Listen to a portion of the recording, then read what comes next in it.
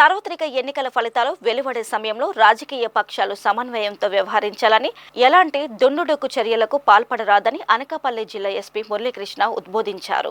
ఈ సందర్భంగా జిల్లా ఎస్పీ మురళీకృష్ణ మాట్లాడుతూ మే 13న జరిగిన జనరల్ ఎలక్షన్లో అనకాపల్లి జిల్లాలో ఎక్కడ ఎటువంటి దుస్సంఘటనలు జరగకుండా జాగ్రత్తగా ఎన్నికలు నిర్వహించడం జరిగిందని, అదేవిధంగా ఈ నెల 4న ఎన్నికల కౌంటింగ్ జరగబోతున్న సందర్భంగా రాజకీయ పక్షాలు అన్యోన్యంగా వ్యవహరించాలని సూచించారు. కౌంటింగ్ కేంద్రంలోకి సెల్ ఫోన్లు అనుమతించబడవని స్పష్టం చేశారు. ఎగ్జిట్ పోల్స్ వెలువడే సమయంలోనూ కౌంటింగ్ సందర్భంగా 144 సెక్షన్తో పాటు 31 సెక్షన్ కూడా అమల్లో ఉందని తెలిపారు. ఊరేగింపులకు, బాణసంచ కాల్పులకు అనుమతి లేదని, రాజకీయ పార్టీల నాయకులు రూల్స్ అతిక్రమించకూడదని స్పష్టం చేశారు.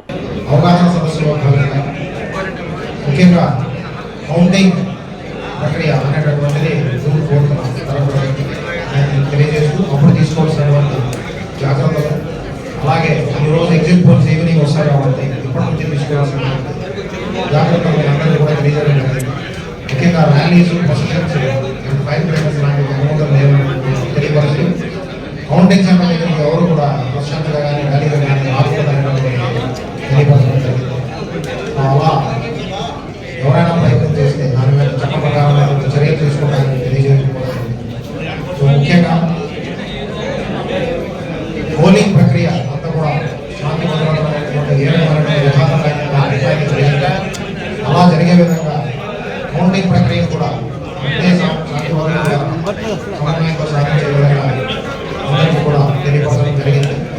దీనికి సంబంధించి జిల్లా వ్యాప్తంగా టికెట్స్, అలాగే చెక్ పోస్ట్, అలాగే పెట్రోలింగ్ పార్టీ క్యూఆర్ టెస్ట్ ఏర్పాటు చేయడంతో పాటు కౌంటింగ్ సెంటర్ దగ్గర ప్రత్యేకమైనటువంటి బందోబస్తుని 4 లేయర్స్లో ఏర్పాటు చేయడానికి జరిగింది.